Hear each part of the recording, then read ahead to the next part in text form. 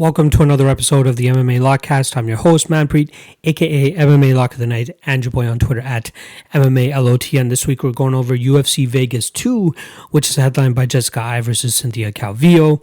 Kind of excited for it, more so excited for the Cynthia Calvillo side of things, more than the Jessica Eye side of things. But yeah, at least we got some fights this weekend to look forward to. Your boy got married. As you guys can see, beautiful ring. Hopefully you guys can see that. I love that black on gold.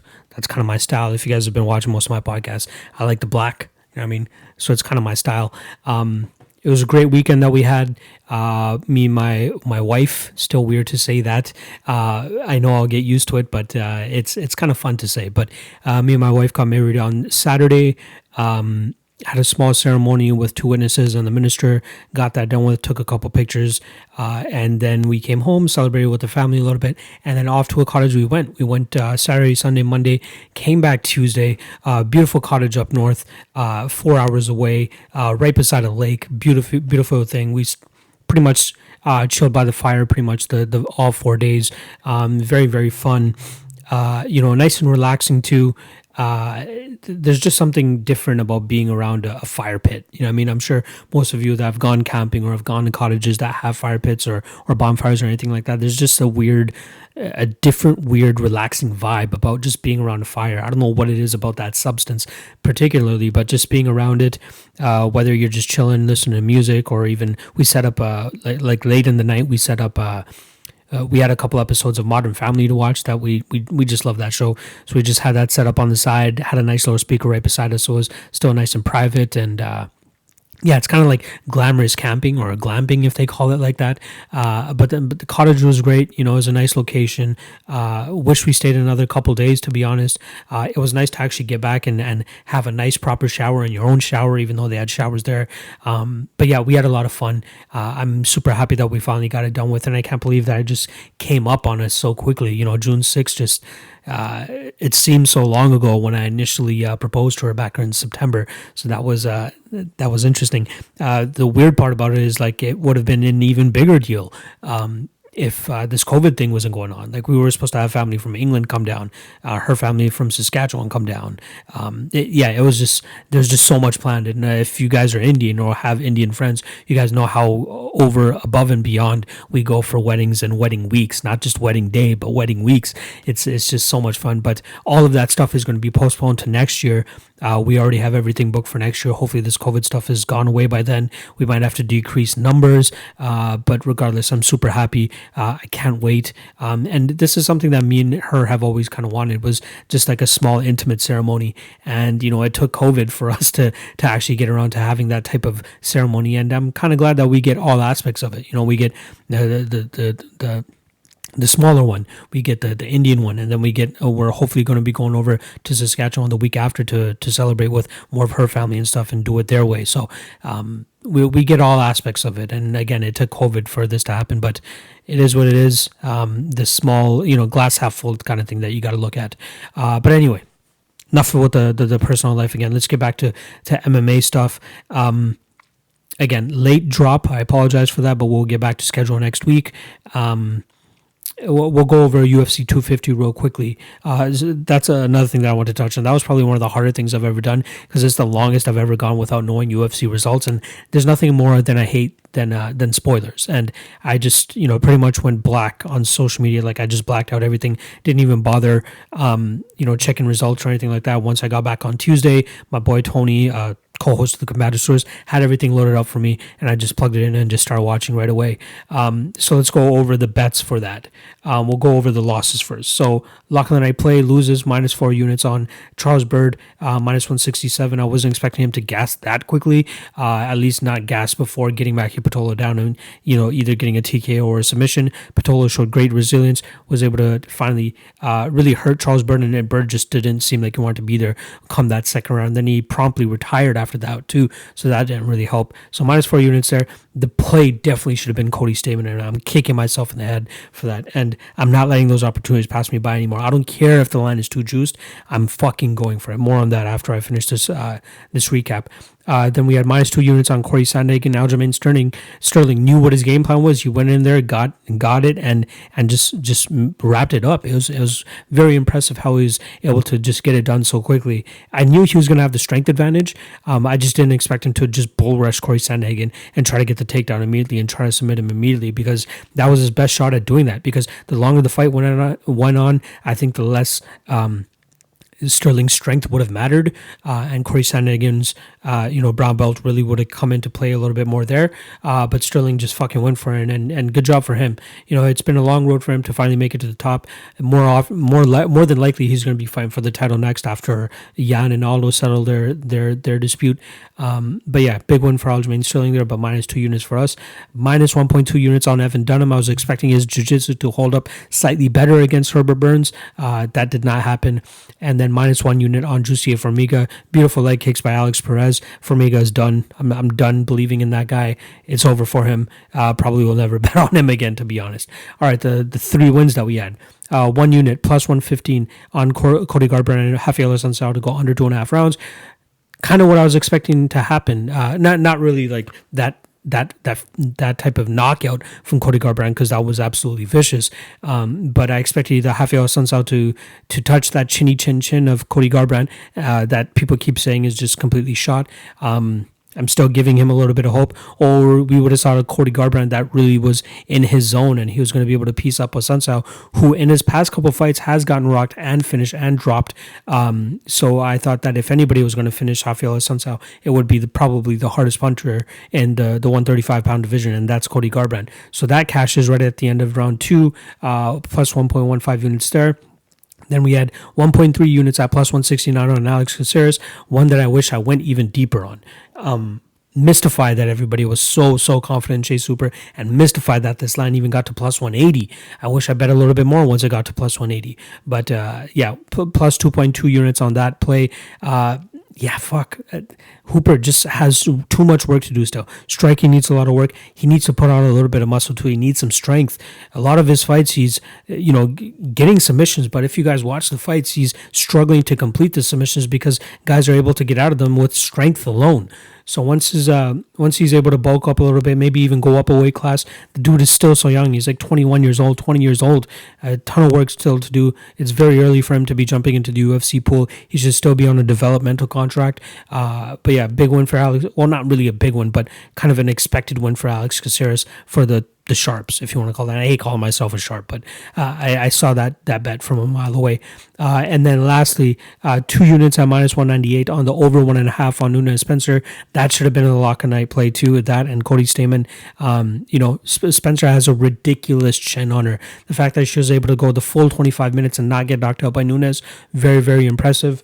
I liked, we saw Spencer go 3 full rounds with Cyborg, and people can say what they want about Nunes finishing Cyborg, which means that Nunes would have finished Spencer even sooner.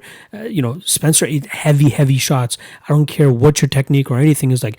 She ate heavy shots from Cyborg for 15 minutes and was still there the entire time. So I expect her to at least survive 7.5 minutes against Amanda Nunes, and that's exactly what she did. So plus 1.01 units on that play. Overall, minus 3.84 units on the event. Small loss there. Happy that I hit the Alex Caceres play just because, just so many people seem so confident on Chase Hooper, and I didn't see it myself. But again, a loss is a loss, and I hate being in the red when it comes to these events. But we're back at it for this weekend, UFC Vegas 2, Cynthia Calvillo against Jessica Ai. Decent card all around. We had some late-minute dropouts, some late-minute replacements. Karl Roberson missed weight. The guy what's his name? Zarrukh Adashev missed weight. And then we had Gustavo Lopez jump in short notice against Merab Dvalishvili due to Rayborg having to pull out. But still should be a squash match there for him. We're only down to 10 fights, which is unfortunate. Possibly, hopefully Karl Roberson wakes up tomorrow and he's able to actually show up against Marvin Vettori and doesn't get pulled out the day of again. And we still stick to the 10 fights. But up and down, decent fights. We get to see Merab Dvalishvili again. Mariya Agapova is an interesting prospect that's coming into the UFC here. Charles Jourdain against Andre Fili should be a super fun fight. Charles Rosa versus Kevin Aguilar should be a great fight as well. Couple good fights to look at. Anthony Ivy and Christian Aguilera is a great fight to kick off the card. Both guys making their debuts. I'm very much looking forward to that fight. Yeah, that's pretty much it. So again, just a reminder, most of these breakdowns were recorded earlier, and then they've just been stitched together. As soon as I record them, I post it right to my Patreon. So if you want to get these breakdowns ASAP, hit up the Patreon. You'll get them ASAP. You don't have to wait for the podcast to come out. Sometimes you get them a week in advance of the podcast dropping out, so you will be able to take advantage of any early line movements or anything like that. But personally, I just wait until at least like the day of or the day before to place my bets, so most people can actually tail them, at least my official bets. But I still try to give you guys good tidbits nice and early so that you guys are able to attack these lines before they really start moving. All right. All the information about the Patreon is in the description below, so make sure you guys check that shit out.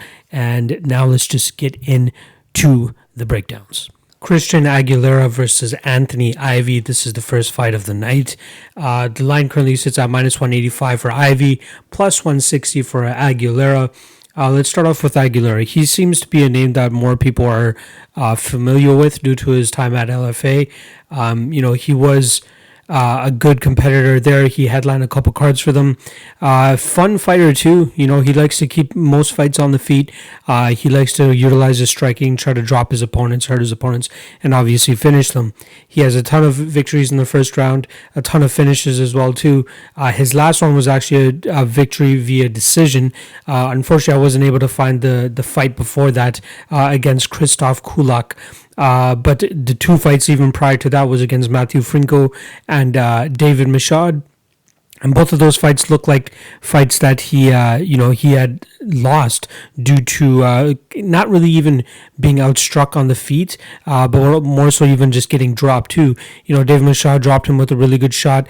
It seemed to almost even land behind the ear, but he dropped him with a good shot, got him on the ground, got him into a crucifix position, and just rained down punches. And Aguilera couldn't really do anything.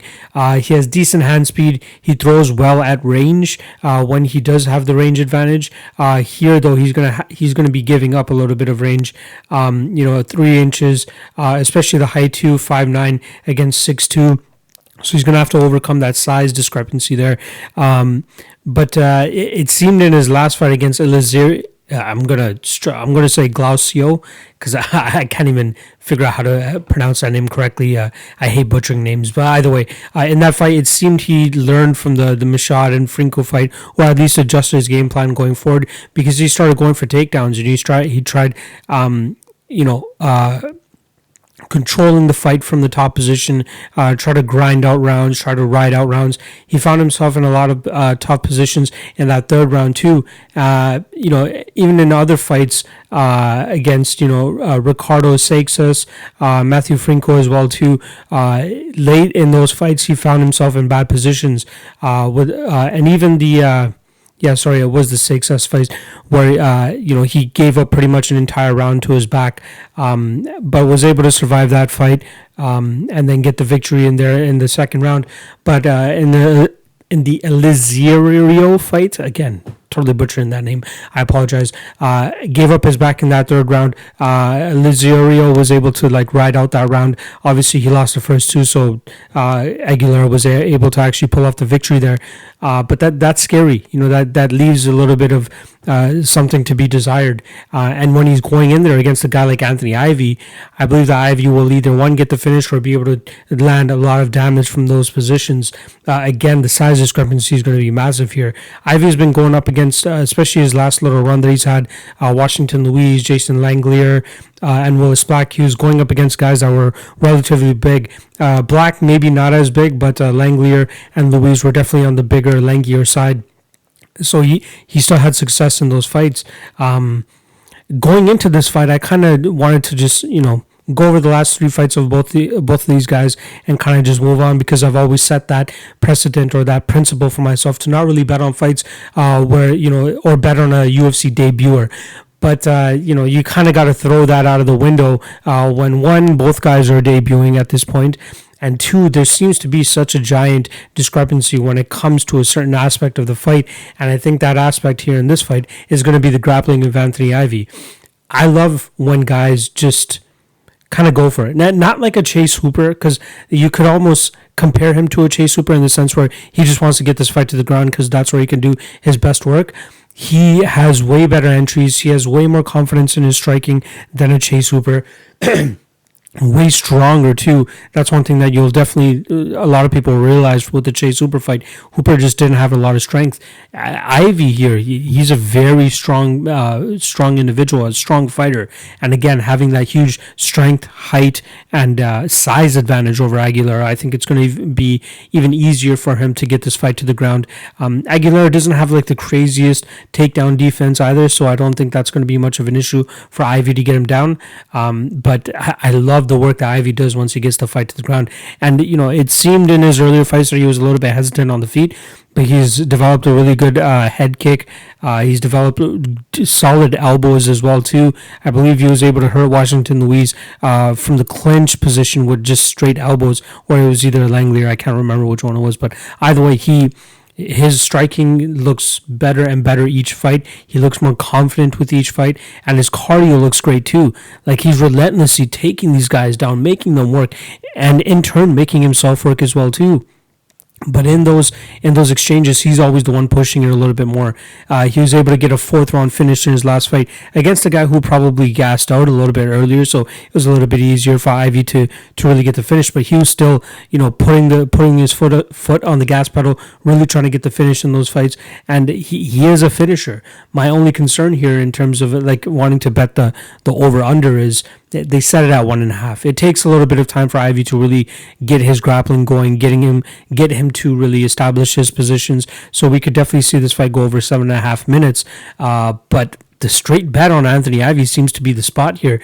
And again, I hate to go against something that I've said against myself in terms of not betting on debuting fighters. But again, you got to throw that out the window when both guys are making their UFC debuts. And at this point, minus 185, minus 190, not that bad of a price tag on a guy, again, who seems to have a really giant advantage when it comes to the ground.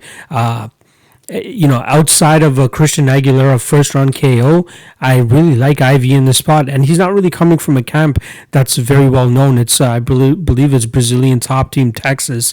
Not a lot of guys coming out of there, but Ivy seems to be a really, really good guy, really high-level grappler too. It's solid entries, good timing as well too. Really sucks his opponent into thinking that this fight may be a striking battle, and then changes levels, goes for the takedown, and gets it down. We've seen issues for Aguilar in terms of getting held up against the cage, and I think that's where Ivy really does his best work in terms of pushing guys up against the cage and then working for that takedown. And I don't think it's going to be that hard for him to secure that position in this fight against Christian Aguilera. So when you only have pretty much one path to victory, which is try to knock out your opponent, I'm definitely more than likely going to be siding with the other side. I kind of whiffed on that last week. I really liked Devin Clark. I picked Menifeld to win that fight because I just didn't believe in Clark's chin. And what did we get? We got a clinch fest for 3 rounds. Menifeld was not able to get his shots off, and Clark was able to secure takedowns, secure pressure, and win that fight. So here, I think the pressure fighter, the grappler is definitely going to get the better here. And Christian Aguilar is no crazy talent again either. There's a reason it's taken him so long to get to the UFC, and even with that, he's only coming into the UFC on a 2-fight winning streak. You don't normally see that. I think it's more due to the times that we're currently in, and the UFC just trying to fill out these cards. And again, they signed Anthony Ivy to step in against to fight Gerald Meerschaert when Heinisch was possibly going to have to step out due to a cornerman testing positive for COVID. So I'm guessing they're just, okay, we already have Anthony Ivy. We've signed him to a contract. We promised him a fight. His fight fell through. Here we are. We'll come back the next week and give him Christian Aguilar, who is itching to get into the UFC, even with the 13-6 record.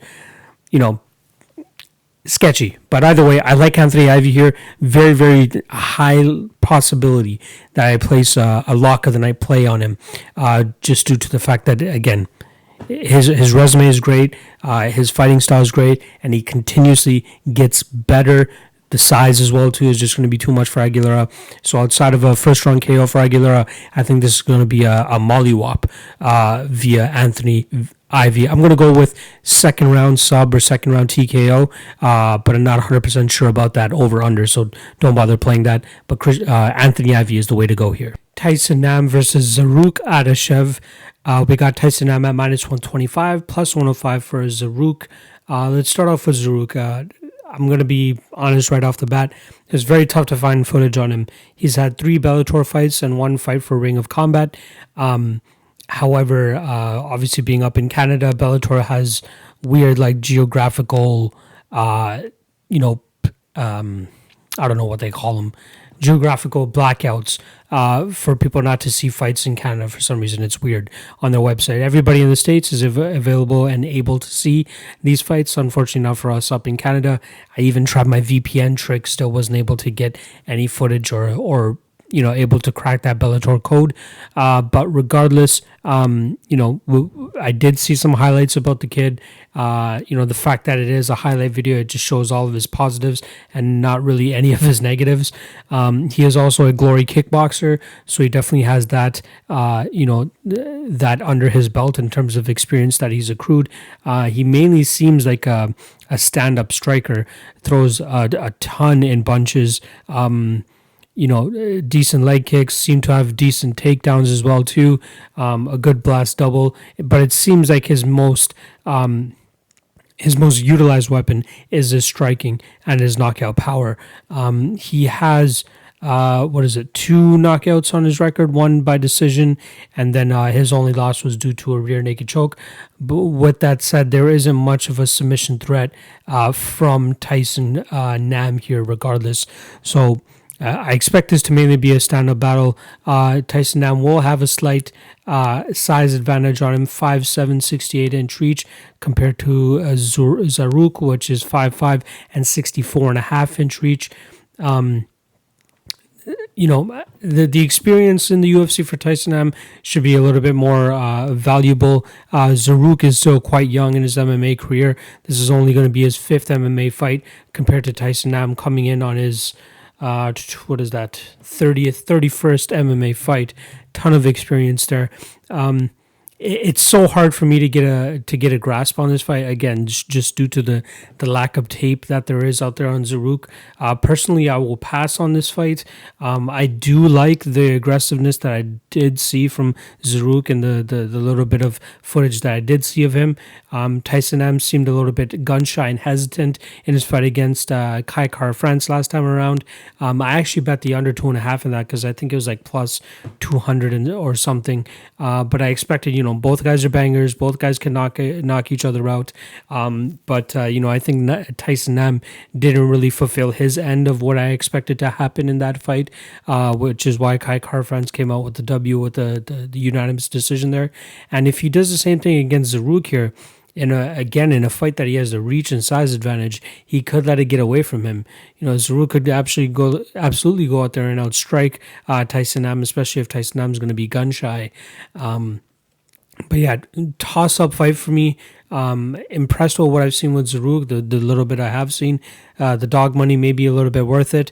But in total, I'm totally going to pass on this fight. I just can't confidently put money on either side here.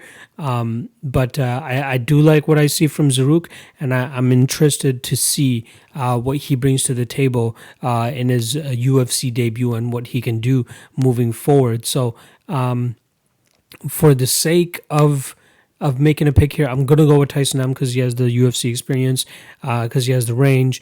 I think he knows he's kind of on the chopping block here, so he really needs a victory. His experience will definitely play into factor here against Zarrukh, who's still quite young in his career. Yeah, I'm going to completely pass on this fight, though. Not even going to throw in a Hail Mary, nothing. Not even bothering with this fight. I'll go with Tyson Nam, but not that confident in it at all. Julia Avila versus Gina Mazany. We got minus 600 on Julia Avila, plus 505 on Gina Mazany. Let's start off with the Raging Panda, Julia Avila.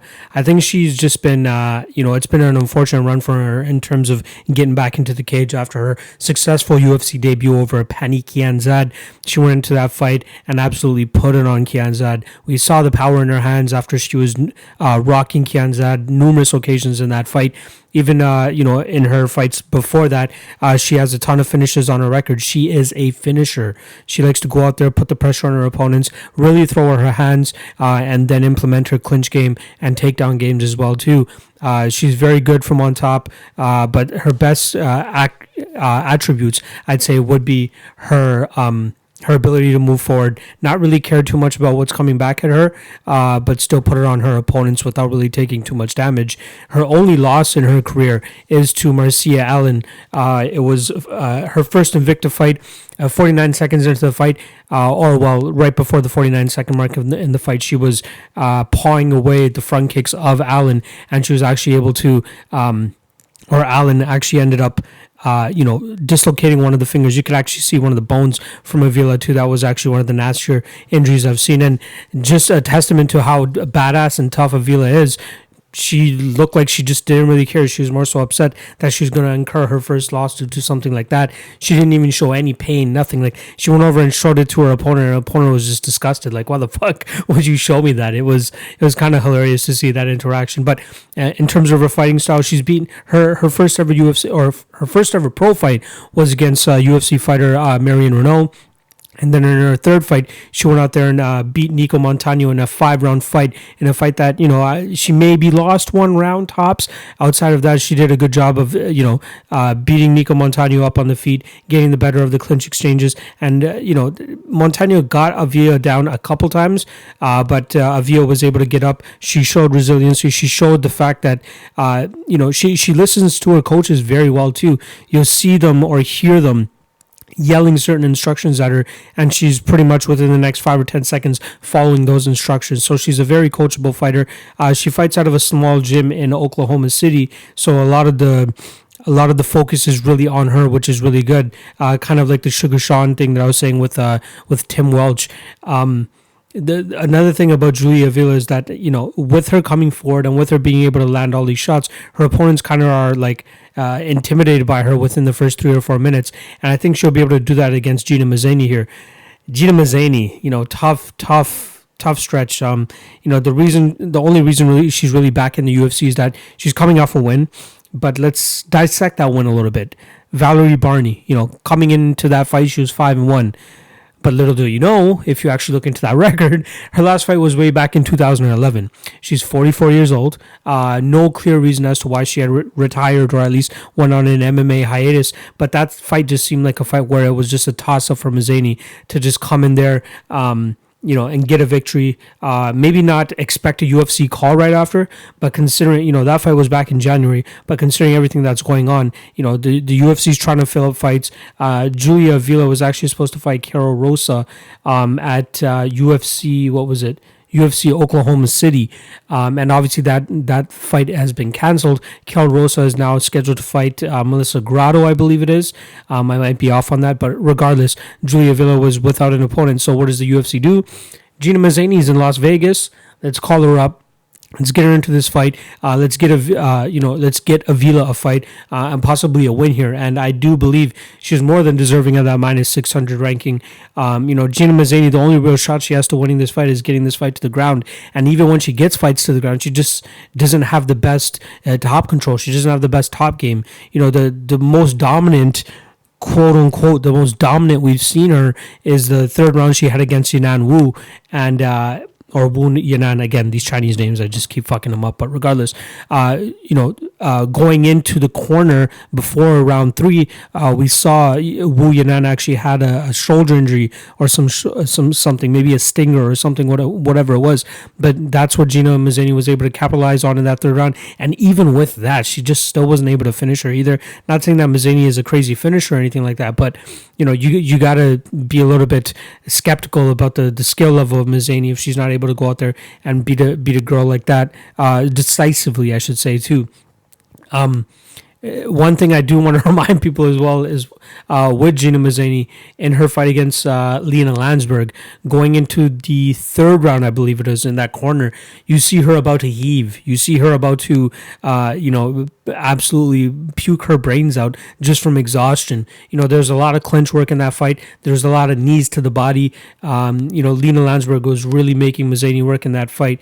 And, Mazany didn't completely poop the bed when she came into that third round. She still had a little bit of offense in her, but she's just not, a girl like Julia Avila is just going to absolutely steamroll her. And, usually I'm not on board with parlaying minus 600s, minus 700s, but this is a spot, man, where you can't really overlook the skill of Julia Avila, the potential that she has, that she's so close to reaching, and then the victories that she already has under her belt.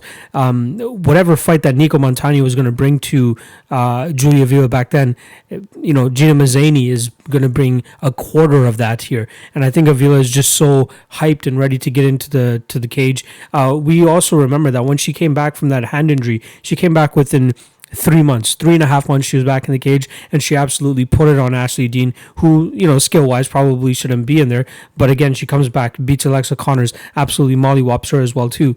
One thing I did want to point out about the Nico Montano fight, that fight was the fight right before Nico Montano went into the Ultimate Fighter house and then went on to beat Barb Honchak. She beat Lauren Murphy. She beat, there's one more, I believe she beat Roxanne Modafferi as well, too. Lauren Murphy, Montana De La Rosa, who's also a great fighter, Barb Honchak, and then she goes on to beat Roxanne Modafferi to become the champion. And then obviously we know the whole thing behind that. But the fact that literally it was right after she lost to Julia Avila and the fight and performance that Avila put on her, you would think that Avila should have been the one that got into the house. I'm not 100% sure why she didn't either one, try out for it, or two, get picked to be on the show.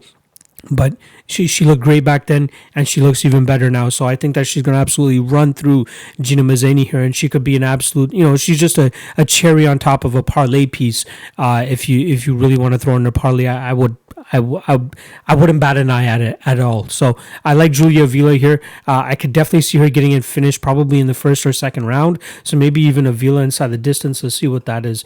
If it's minus money, I probably would not even consider it. The under 2.5 is minus 135, which isn't too bad. Avila inside the distance is minus 130. So, you can take her inside the distance, but I would probably just parlay her to be on the safe side. Mazany is decent. She got wrecked by Kiasan in her last UFC fight. Kiasan, I believe, has a little bit more power than Avila, but I think Avila is just more aggressive. So I can't 100% say that for sure she'll win inside the distance, but I'm going to predict a second round finish for Julia Avila. Actually, I'm going to say a first round finish for Julia Avila, but not confident to play that minus 130 inside the distance. But I definitely am for parlaying her at minus 600 or minus 650, wherever is at. But yeah, I like Julia Avila to win by first round TKO. Merab Dvalishvili versus Gustavo Lopez. This is a super short notice fight for Gustavo Lopez, who had to step in due to Ray Borg pulling out due to family reasons. There was a little bit of drama yesterday regarding Gustavo Lopez and whether he was actually going to be able to take the fight or not, due to the fact that Combate Americas and Campbell McLaren were going to possibly block him. Seemed to create a fuss over nothing, ended up releasing him anyways from his grace period. And now here he is against Merab Dvalishvili, probably the worst possible matchup you could have in your first UFC fight, especially on 2 days' notice. One thing you're definitely going to have when you fight Merab is cardio. And who knows how much Gustavo has actually been training and how good he is fit at this point. The fight is actually taking place at 140 pounds, so obviously he wasn't in shape. He must have had to cut a good chunk of weight to be able to make the 140-pound catch weight anyway, so that's something that's already working against him. This breakdown's not going to be too heavy because I think it's the pass in general at the current line, minus 750, is a little bit of it's just a pass. Merab Dvalishvili, we know what we're getting with that guy. Non-stop cardio, forward pressure. He could have cardio for fucking 60 minutes. He could do 10 5-minute rounds if you wanted back to back to back, and he'll still probably be able to outpace and finish his opponent by that time. my main concern here is him getting knocked out. He is durable. That's the one thing. He has a decent chin, but Gustavo Lopez seems to have some decent power in his hands. He's finished both of his last fights by TKO. His last one being probably one of the most gruesome KOs. It reminded me of Terry Edom getting knocked out by Edson Barboza. Not the spinning wheel kick aspect of it, just the aesthetic of his opponent just being completely out. And it didn't even seem like he had the biggest wind-up either. It was just perfect timing, perfect spot. He caught his opponent like at the perfect time to be able to put him out to that aspect. So a minus 750 doesn't really add much value to a parlay, in my opinion. Like, if you really want to throw a Hail Mary out there, I think Dvalishvili is definitely a very safe play. But minus 750 for some reason to me just doesn't seem to bring the most value. I'm not saying not to parlay him, but it just doesn't add enough value to a parlay to make it super worth it, especially considering that Gustavo could, possibly hit Merab and put him out. Merab is hittable. That's one of his downsides, and that's one of the few downsides that he has, because all of his upsides are just massive upsides. Again, cardio, pace, wrestling, all of that. Ridiculous. I forgot which fight it was, but they said that he had 35 takedowns in 7 fights or something like that, or something even crazier than that. He is a machine. It is insane. It was 35 takedowns in 5 fights. That's insane. That is absolutely insane that he's able to achieve that. So I expect him to do the same thing here to Gustavo Lopez. I don't think he's going to be scared of him in terms of when it comes to the grappling. The one thing he's just going to have to look out for is the right hand, is the power of Gustavo. But outside of that, he should go out there and just mop the floor with Gustavo. So I like Merab to win this fight, maybe even by second or third round TKO. I just see him overwhelming Gustavo. Gustavo's just going to have to curl up and he will gas probably by maybe a round and a half or so, and then we see Merab get a late second round finish or an early third round finish. But this should be a statement fight for him, and hopefully he gets that Ray Borg fight again, because that would have been a great fight for him too. But yeah, I like Merab to win this fight. I'm going to say by third round TKO. Hannah Cifers versus Mariya Agapova. I'm going to butcher that, but it seems pretty easy to say. Agapova. Anyway, minus 340 on Agapova as she makes her UFC debut, and plus 310 on Hannah Cifers. Let's start off with Hannah Cifers making a quick turnaround after she gave up a knee bar submission to Mackenzie Dern last time out. I believe that was 2 weeks ago.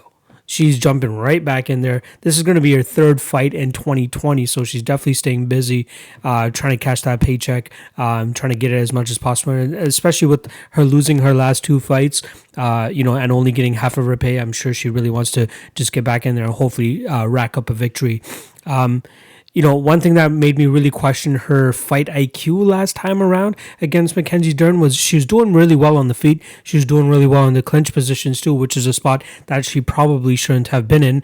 And even when she was getting taken down, or Mackenzie Dern was attempting to take her down, she did a really good job in terms of reversing or even stuffing takedowns. So she was looking really good up until the point that she decided that, okay, I'm going to try to ground and pound Mackenzie Dern and maybe I'll get a finish that way. Nope. Probably the stupidest thing you could do, and I had no money on Hannah Cifers there, but you just pull your hair out when you see fighters do things that they know, red flag, red alert, high alert. It's the last thing you should fucking do, is try to mess around with Mackenzie Dern with her back on the ground. So if she allowed Dern to get back on her feet, it could have been a completely different fight. Maybe Dern would have gotten her down later in the fight, but at that point in time, she could have easily disengaged, let Dern back on her feet, and start to do her work with her hands. Unfortunately, that's not what happened. She ended up getting tapped out via knee bar.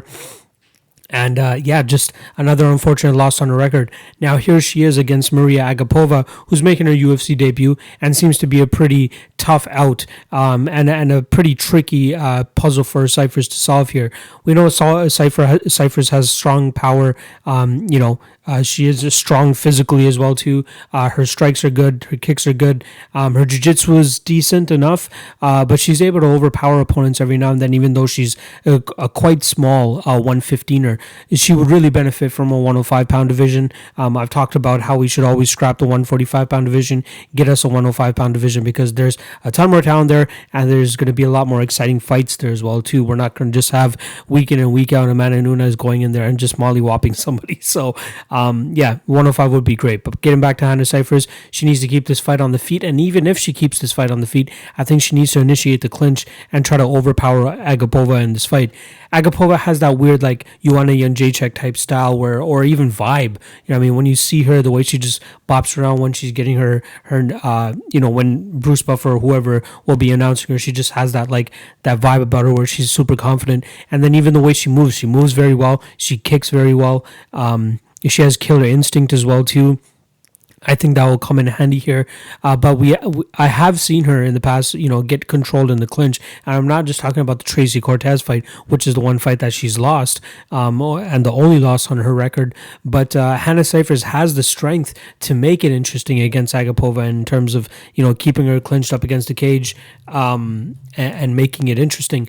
I think a lot of people are just writing Hannah Cifers off just quickly, again, because Angela Hill was able to trick her into thinking this was going to be a stand-up fight, and then got a beautiful takedown off a tie clinch. And then Mackenzie Dern, obviously that fight IQ gap, it's infuriating. But I'm not saying I'm going to go out there and bet Hannah Cifers at the plus 300-ish line that she's currently at, but I don't think she's as much of a pushover as most people are thinking, especially with her last two performances.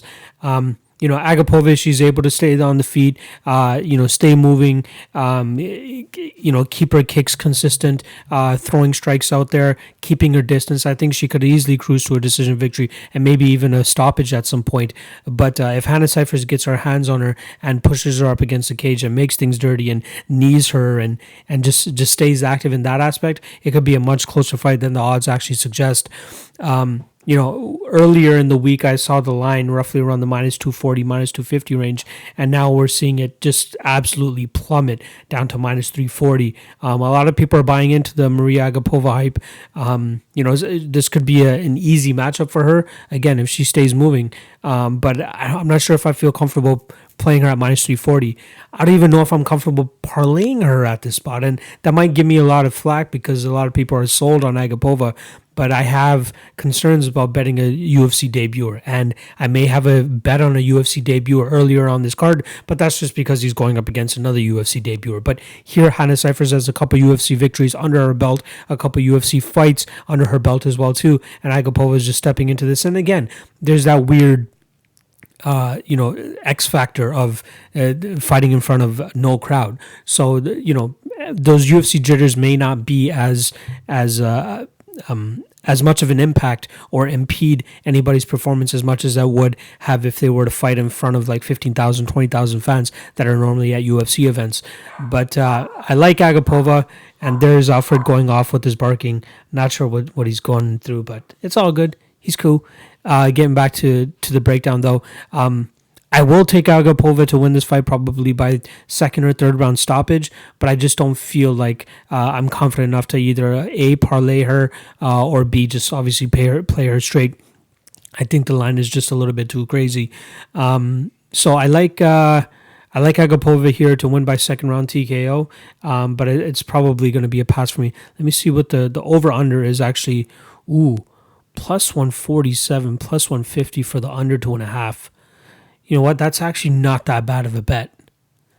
Agapova, most of her fights have been by finish. She's had 1, 2, 3, 4, 5, 6 fights finish under 2.5 rounds.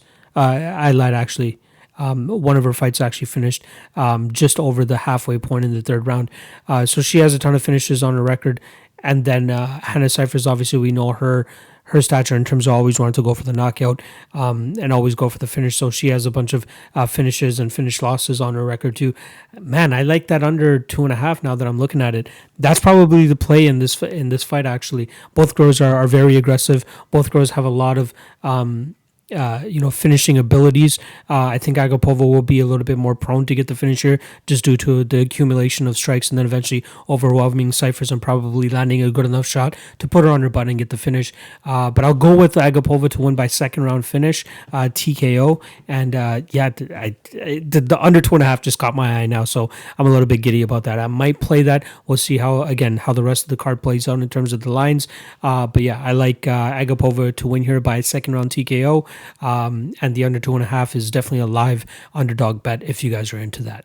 Mark De La Rosa versus Jourdain Espinosa. We got Jourdain Espinosa at minus 170, plus 155 for Mark De La Rosa. Let's start off with Mark De La Rosa. He's coming off a KO loss or a TKO loss to Julian Paiva way back at Rio Rancho, which was February 15th. That was a fight where he was more so outgunned on the feet. There are fights where Mark De La Rosa, when he's really in it, his hands look decent, his aggression looks good. It looks like he actually wants to go out there and get the victory. In the Alex Perez fight, it just didn't seem like he was motivated enough, or he just didn't have enough in the gas. I'm not sure what it was, but he's a decent fighter. The Kai Kara-France fight as well too. He was just a little bit more outgunned in terms of power there, and Kai Kara-France was able to come out with the victory. But De La Rosa, his bread and butter is jiu-jitsu. He is most successful when fights get to the ground and he's able to get guys to the ground. And I think in this fight against Jourdain Espinosa, that's a high possibility. If he's able to withstand the speed and the power-ish from Jourdain Espinosa, he should be able to find a solid entry, get a takedown, and start to implement his jiu-jitsu. Jourdain Espinosa is somebody that hasn't been overly impressive. His victory over Eric Shelton was super close. It could have gone either way. I wasn't really... I thought I would be more impressed with him in that fight. I just was not. In the Machinell and Alex Perez fights, those went for a total of 3 minutes and 56 seconds combined.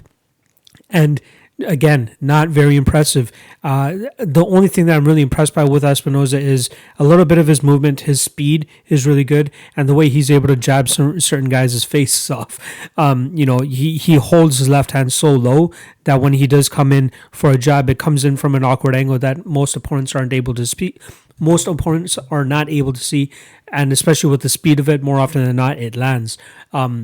He really has to close the distance with his speed, land those punches, get in and out before getting hit. And I think that's where Mark De La Rosa should be able to be successful in terms of timing those in and out movements, timing the takedown, and then even, pushing Jourdain Espinosa up against the cage.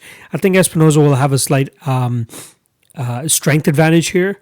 They're fighting at bantamweight. More so, these guys are actually flyweights. And again, just like the, what was that fight earlier? Charles Rosa and Kevin Aguilar. More often than not, those guys fight at 145 pounds. They're fighting at 155. Same thing with these guys. Natural flyweights. They're fighting at bantamweight now, just for the whole COVID situation. But in terms of leaning aside here, I lean the Mark De La Rosa side, and that's not just because the odds, given that he's the dog, but Espinosa doesn't really do anything that blows your hair back. Again, the speed is pretty much where he has the advantage. His striking is decent. He doesn't really throw in combinations often. It's more so just like that swift jab coming up, and then he throws a punch right behind it. More often than not, it's just two shots, decent kicks. But again, I think he's going to get in trouble if Mark De La Rosa is able to time takedowns well, get this fight to the ground, and really implement his jiu-jitsu. We've seen Jourdain Espinosa get tapped in back-to-back fights. Match now not really known to be a jiu-jitsu guy either. That guy's mainly a striker, and he goes out there and pulls off a triangle choke against Jourdain Espinosa. And then Alex Perez, a wrestler, so obviously he has submissions in his back pocket. He was able to pull off a beautiful arm triangle choke from the far side when he had the half guard, which was very, very impressive. Mark De La Rosa, I think, is just as crafty as those guys. Obviously, he's not as big as Alex Perez, which is why he probably won't be able to pull off an arm triangle choke from half guard. But he can definitely get to the submission positions better than most of those guys. Jourdain Espinosa, very, very sketchy resume. I think that he'll have a lot of success here. I'm just not sure if I'm confident enough to bet him at the underdog money either, though. I think there's a lot of better opportunities for underdogs sprinkled out throughout the card, but I do like Mark De La Rosa to win because I feel like he has more paths to victory.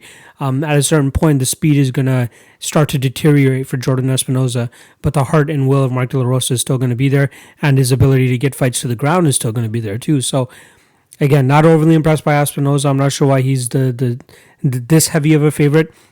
I expected this fight to maybe be closer to minus 130, minus 135, except we're getting minus 175, minus 180 for Jourdain Espinosa now. So either dog or pass in this situation. More than likely, I'm going to be passing because, again, I'm not 100% comfortable putting my money on Mark De La Rosa either. But yeah, I like De La Rosa to win this fight. I would say by third round submission or decision.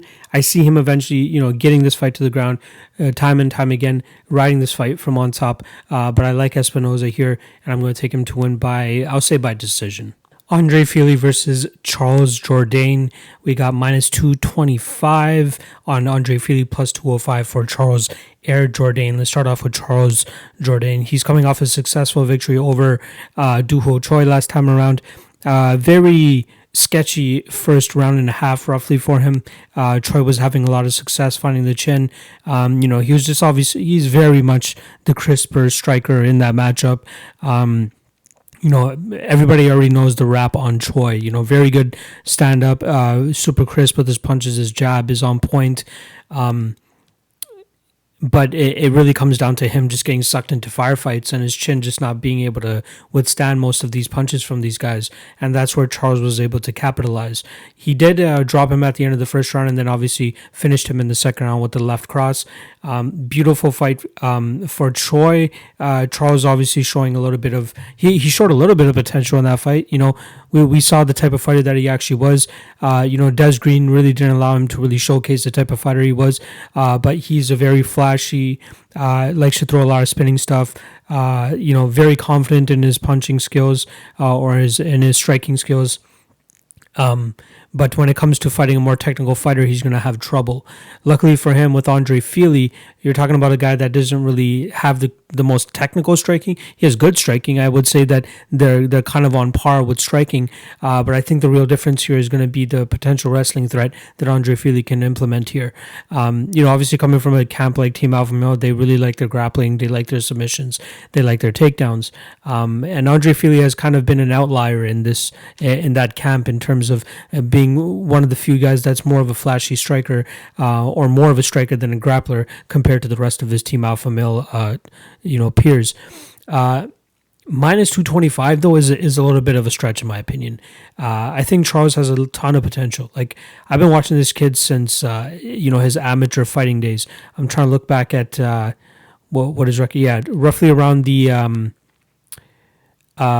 2015, 2014, it was really when I started to come across this kid, especially him and his brother too. His brother Louis is pretty talented as well. He's had a rough stretch in the pro scene, but Charles Jourdain has looked really good. His first loss came against TJ Laramie. If you guys have been following my YouTube channel, you saw that I actually had TJ in studio, and TJ had a really good performance against him. He went out there and showed that if you wrestle Charles Jourdain, that's what's going to be his Achilles heel. And then we obviously saw that in the Des Green fight as well too. And I think that Fili will implement that grappling game, but I think his striking is good enough with Charles where he can keep this fight on the feet long enough for Charles to get too comfortable, and then we'll see Fili start to shoot him for takedowns. And we've seen Fili implement takedowns pretty well, especially in that fight against Sodiq Yusuff. Pretty much just in the first round, he went 0 for 2 in the next 2 rounds on takedowns, but he was able to realize when he had hurt Sodiq and make the change and change levels and really get the takedown in those aspects. And I expect him to kind of do the same here.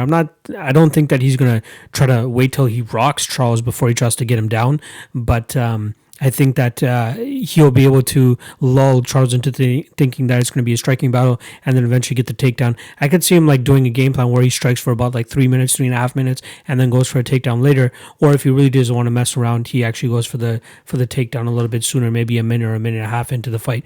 But he has a decent chin.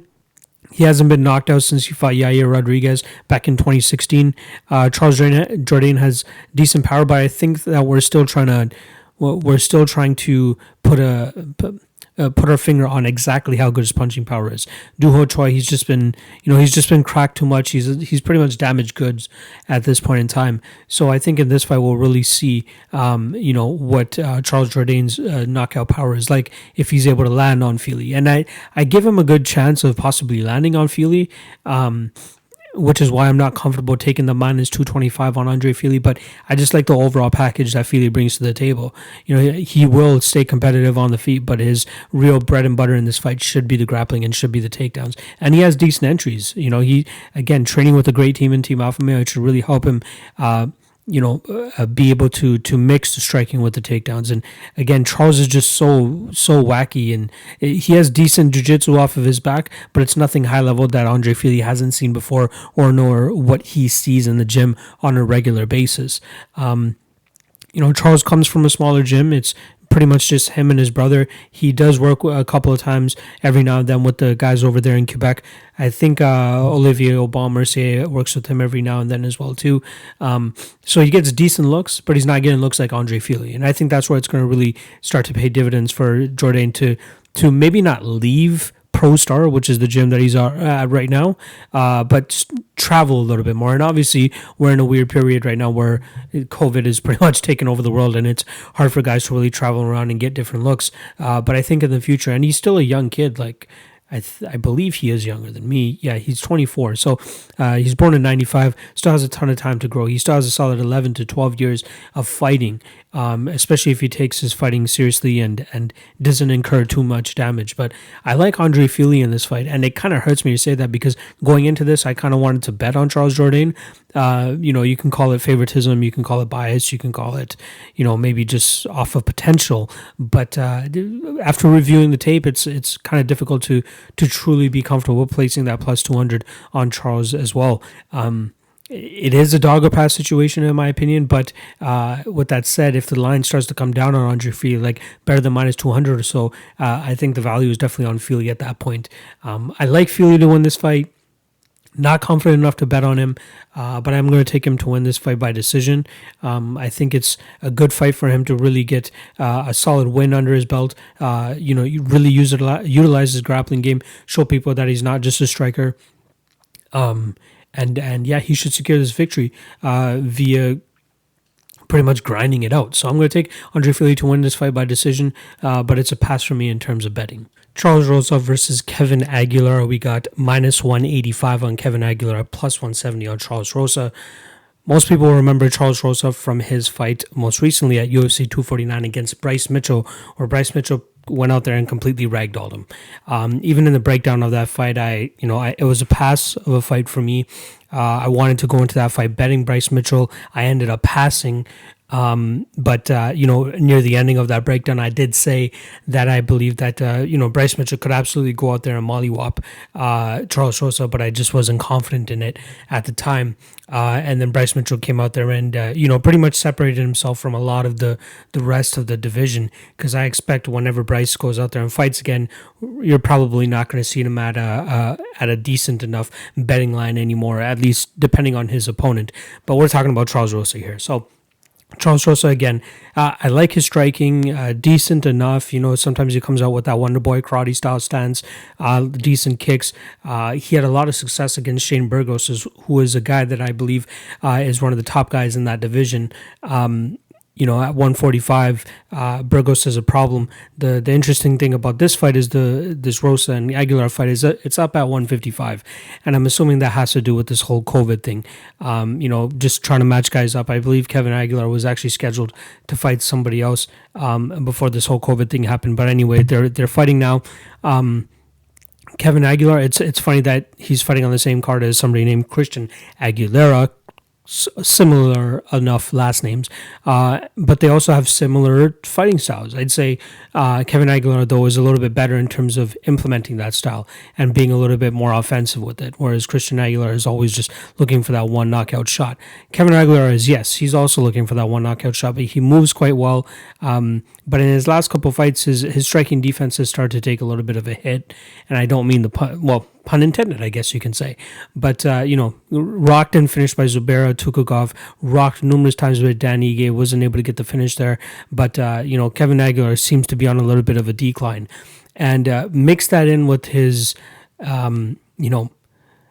it's tough to, he's an efficient enough striker, but if a guy goes out there and just puts a little bit more volume on Aguilar, they could definitely run away with the fight. I'm kind of surprised that he was able to have that undefeated run for as long as he had before running into Dan Ige. Considering what his style is like. The Enrique Barzola fight, I believe I bet Barzola in that fight. And Barzola, obviously, his main thing is to try to get fights to the ground and grind out opponents, but he wasn't able to do that, and Kevin Aguilar was able to, open up the rest of his striking game and actually get the victory in that fight. It's hard for me to find a reason to bet Kevin Aguilar at minus 185. I think the odds are a little bit too high there. Again, it seems like a little bit of a one-dimensional style where he's always just, he has tight striking, good striking, decent power, but you can't always just rely on that. Charles Rosa, I think he's better all around. As an all-around fighter, I think he's better. Kevin Aguilar, though, has the better striking, that's for sure, and obviously the better power, too. Aguilar, not the worst off of his back either. He showed decent submission defense and submission attempts against Dan Ige. Charles Rosa, obviously, you gotta take that Bryce Mitchell fight as kind of an anomaly. Whenever people fight Khabib Nurmagomedov or when people fight Tatiana Suarez, you got to look at those fights and kind of just write them off.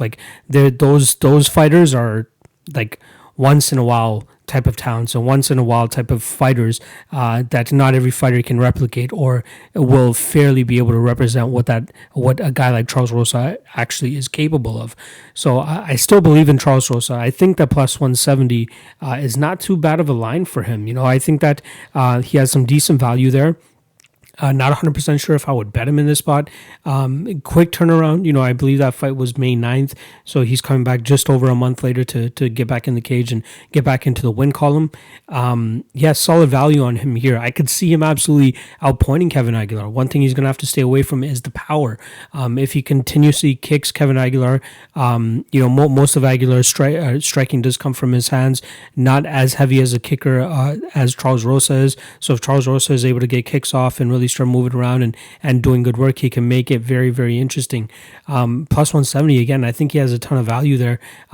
Possible bet, not 100% sure yet. Want to see what the other dogs look like for the card. But I like him in this fight. I could see him going out there and winning this fight by decision. The only concern, again, is just making sure that he doesn't get clipped by Kevin Aguilar or allow Kevin Aguilar to really get comfortable and get his striking going. But if Charles Rosa continuously moves, makes it hard for Kevin Aguilar to land on him, I could definitely see Rosa being successful here. So I'm going to go with Rosa by decision. Good value at plus 170 in my opinion. So if you're looking for a dog to take, I think Charles Rosa is a good spot here. And just again, don't let the Bryce Mitchell fight impact your thinking going into this fight, because I do think that fight does have a little bit of an impact on the betting line, because I think this fight should be lined a little bit closer. And again, Kevin Aguilar is not going to go out there and Bryce Mitchell Charles Rosa here. He's going to go out there and Kevin Aguilar Charles Rosa. And if he goes out there and Kevin Aguilar's Charles Rosa, Rosa can come out this fight with a decision victory just by outpointing him, outstriking him, and just staying on his bicycle. Again, just don't get clipped, and this should be an easy decision victory for Charles Rosa. But again, much tougher to do than to actually say. So I like Charles Rosa here, possible dog play, but I'm going to take him to win this fight by decision. Karl Roberson versus Marvin Vettori. I couldn't wait to get into this matchup strictly due to the fact that everyone overwhelmingly seems to be on the Marvin Vettori side here. So as of this recording, he's minus 170. Karl Roberson is plus 150. And after finishing up the tape here, I don't really understand why everybody's so gaga over Marvin Vettori. So Marvin Vettori, currently on a 2-fight winning streak. His third fight, or third last fight, was a split decision loss to Israel Adesanya, which, he did pretty well in, considering Israel Adesanya's unique striking style. But in the Cesar Ferreira fight, he was able to bust him up on the feet, out cardio him. And then in the Andrew Sanchez fight, obviously he had the better hands and showed a ton of improvement in that fight as well too. But the thing that was very consistent throughout those three performances is that these fights mainly took place on the feet. And, he's going to have to come in with a bit of a takedown centric game plan against Karl Roberson if he hopes to get the victory here. But I'm not completely writing off Karl Roberson either. We've seen him have to, use his grappling in his past couple fights. A lot of people want to point to the Glover Teixeira fight to be like, okay, look, this guy absolutely shit on the ground. I don't believe that. Glover Teixeira, he may be up there in age, but he definitely still has his chops intact when it comes to the jiu-jitsu game. The guy has a crushing top game, which is why he's always more often than not able to land his arm triangle choke, able to maintain position as well too, which is why he made Karl Roberson look like such a amateur on the ground. But since then, Karl Roberson has been, he got that win over Wellington Turman and then that finish over Roman Kopylov in a fight where he looked really good. His leg kicks were very devastating in that fight. It pretty much rendered Roman Kopylov immobile for the latter half of that fight, and then he eventually gets the rear naked choke at the end there. But he got out of some bad positions against Wellington Turman on the ground, and then he was still able to be effective on the feet with his striking. And, if Marvin Vettori is not really able to, I think he'll get Roberson down, don't get me wrong, but I don't think that he's going to go out there and submit Karl Roberson. I don't think that he would even finish Karl Roberson from a top position too. Roberson does a decent job of getting back to his feet. His submission defense is on point as well too. I like him if this fight mainly stays on the feet, I kind of like Karl Roberson. He's the more decorated striker here. Marvin Vettori is more so an overall MMA fighter, pretty good at all facets of MMA, not really a specialist or a technician at one. If anything, you got to give him like his strength has got to be his striking. Obviously working over there at King's MMA and Rafael Cordero and those guys, they've developed him into a pretty solid all-around MMA fighter. But when you have a guy like Karl Roberson who's so good at one thing, you gotta be able to lean on the grappling aspects. And I don't think the gap is significant enough when it comes to the grappling realm that Karl Roberson would be a fish out of water if this fight does hit the ground.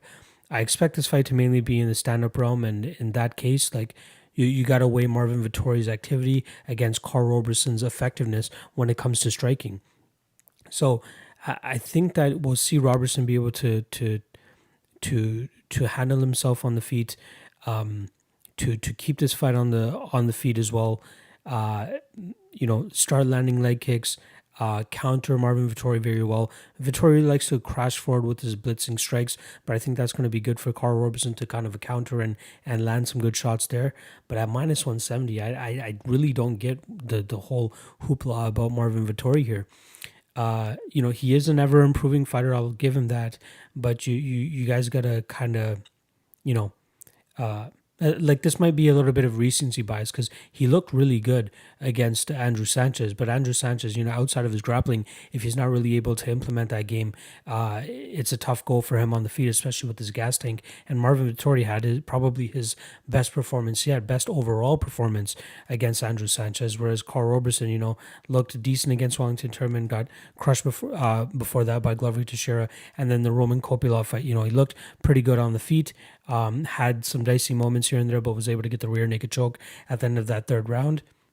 Marvin Vettori, though, again, he just looks so much better than Karl Roberson did in his last couple fights. But I'm not completely counting Roberson out. I think he has a decent shot of winning this fight, and plus 150, not too bad of a price tag.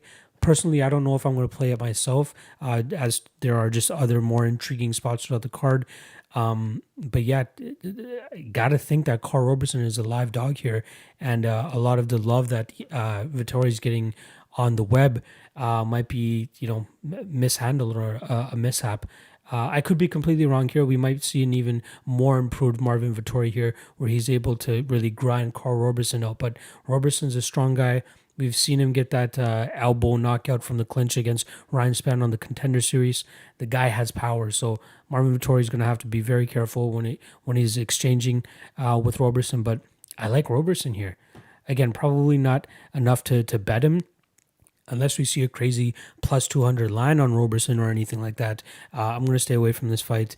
Good luck to whoever did bet Marvin Vettori out there, but I think it's going to be a lot tougher than most people are making it seem. So I'm taking Karl Roberson to win this fight by decision, though I do think there's a little bit of value on the under, which is roughly around plus 170 right now. So I think that's a good spot. Even though I'm picking Roberson to win by decision, again, most of this fight will play out on the feet, which leaves openings for finishes for both guys.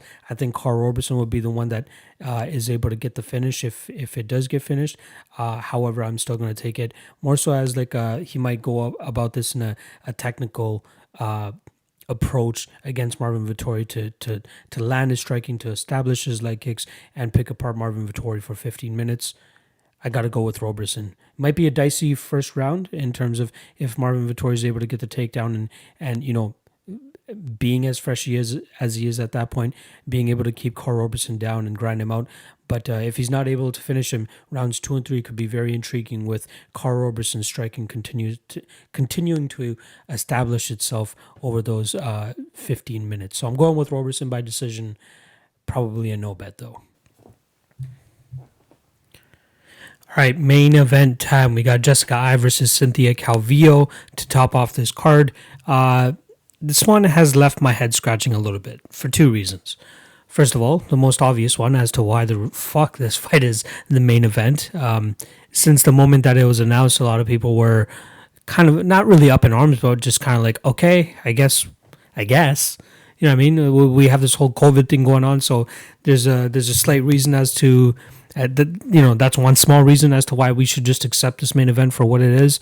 But secondly, the other thing that had my head scratching was why the line was pretty much a pick'em for the entirety of, since the fight was announced. If you guys have been following me for a while, you guys know that I'm not really the highest on Jessica Eye, and for good reason. She is still able to pull out victories here and there. The most surprising of which was her last one against Viviane Araújo. I can't remember if I had a play on that, but either way, I was surprised at that. And the fact that it took Jessica Eye to miss weight by 0.25 pounds. And obviously she looked pretty bad when missing weight too. It took that for the line to finally move a little bit towards Cynthia Calvillo. And I'm kind of kicking myself that I didn't really get the chance to play Calvillo at the line that I wanted her at. I think that there will be a little bit of buyback tomorrow, or at least fight day, I should say. And I'll wait for that for at least one of my books, whether it's Pinnacle, Bookmaker, or Sportbet, to give me that minus 120, minus 115 even, I think we would possibly see for Cynthia Calvillo again. Considering the amount of love that I'm seeing online for Jessica Eye, I'm very surprised. I just don't really see what people see in Jessica Eye. Like, she has a ton of close fights, especially if they're just mainly stand-up fights.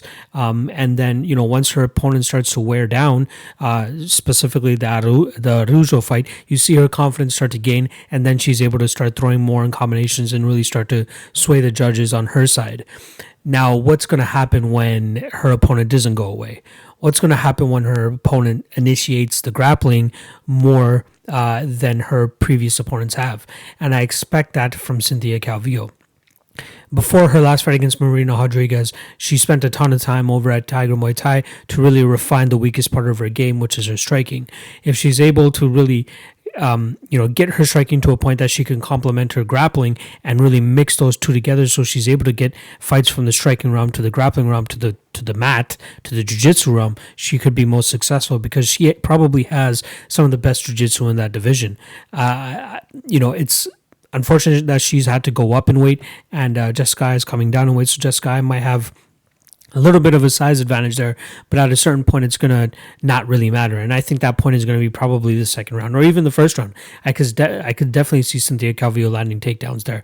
She has good entries. She has good takedowns. She was able to, withstand whatever Marina Rodriguez was throwing at her, who in my opinion is a much better striker than Jessica Eye. And if they were to get matched up, I would put all the money in the world on Marina Rodriguez in that fight. But, besides that, Cynthia Calvillo showed her gas tank is really, really good, even after taking a beating. It seemed like she got really hurt to the body in that second round too, but she was able to parade back and eventually get that third round, a big third round, where two of the judges actually gave her a 10-8, and it's kind of warranted. She had a dominant position for the majority of that round. Marina Rodriguez was able to finally get up with maybe 20 or 30 seconds left and land a decent couple shots, but Cynthia Calvillo was close to finishing that fight on numerous occasions in that third round. But I expect her to have a really good gas tank for 5 rounds, and I expect her to push a bit of a pace where Jessica is just not going to be able to keep up with the grappling or the transitions and all the pretty much the pace and pressure that Cynthia Calvillo will put on her. Again, I'm kicking myself for not really getting that -110, -105 range that Cynthia Calvillo was earlier this week. That's kind of just my fault due to, falling behind on work, taking time off and all that type of stuff. Obviously for good reason. And most of you guys follow me know that I got married this past weekend, so I'm more than happy for that. But yeah, Cynthia Calvillo just more than bettable at that -120, -125 range. She's roughly around the -130, -140 range now. But again, like I said at the top of this breakdown, I think that there is going to be a little bit of buyback on Calvillo here, and we'll see the line get better. Jessica, she really just has hands, and even her hands, they're decent. She does well in terms of putting combinations together, but they're just not that fast either. And I remember betting Shevchenko inside the distance against Jessica Ai, and a lot of people are just mystified. They're like, "What are you doing?" Like, Shevchenko is more so a decision fighter than she is a finisher.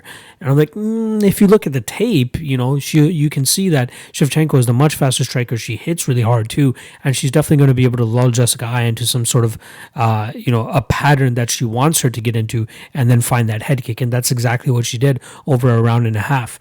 She did very, very well in that fight, and made Jessica Ai look like a complete amateur, which in my opinion is what she is. Like, she can beat maybe below the top 5. That's about it. But she's had victories over Caitlin Chukagian. She's had wins over Viviane Araujo, who is a budding prospect, but she still has a lot of work to do too. But against Cynthia Calvillo, I think she has her work cut out for her. Calvillo's striking has slowly gotten better and better, and again, that work that she did at Tiger Muay Thai is definitely helping her. I highly doubt she got the chance to actually go out there and work there, considering all this COVID stuff going on. But I think she's really confident there.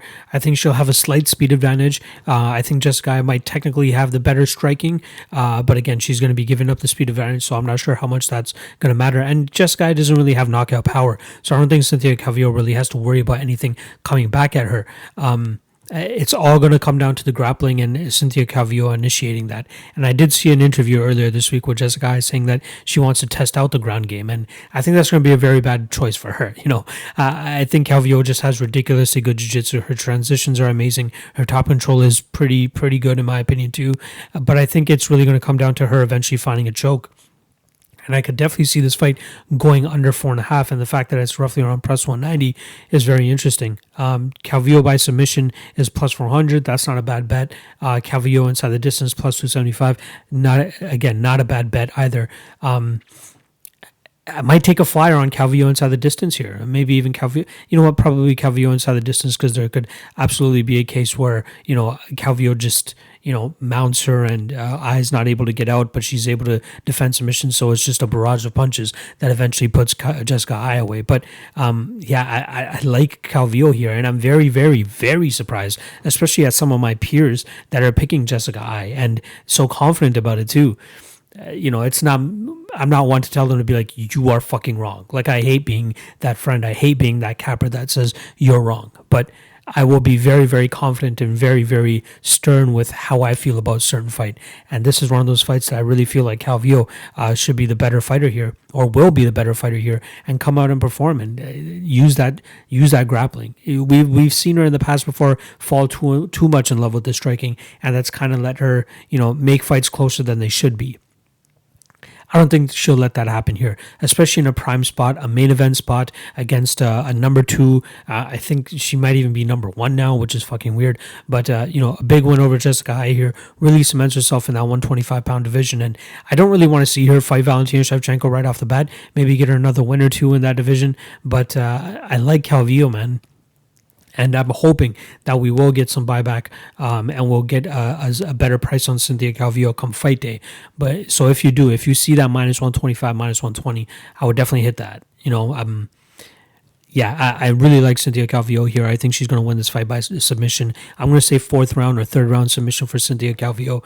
And yeah, she'll definitely get a boost in that flyweight ranking now, considering that she's fighting up a weight class with all the weight mishaps that she had in the weight class below. But I'm really excited to see Calvillo perform here. Not excited for the main event in terms of it being the main fight, but I'm really looking forward to seeing the improvements and Cynthia Calvillo really coming into her own in this fight and finally, getting Jessica Eye off. She's just such a frustrating fighter, from her personality to her fighting style to just her in general. I'm sure she's a great person, you know what I mean? Maybe it'd be nice to have a conversation with her, but probably not. I really like Cynthia Calvillo here. So I'm going to take Cynthia Calvillo to win this fight by fourth round or third round submission, or TKO. Again, it's going to come from the grappling, and as long as she gets to that, as long as her cardio stays good, which I believe it will, she'll be able to outpace, out-wrestle, and out-grapple Jessica Eye on her en route to a third round or fourth round TKO or submission victory. There we go. UFC Vegas 2, which is weirdly what they're going to be calling it now. Solid card. Again, apologies for the late drop for this podcast. Hoping to get back on schedule for the next event.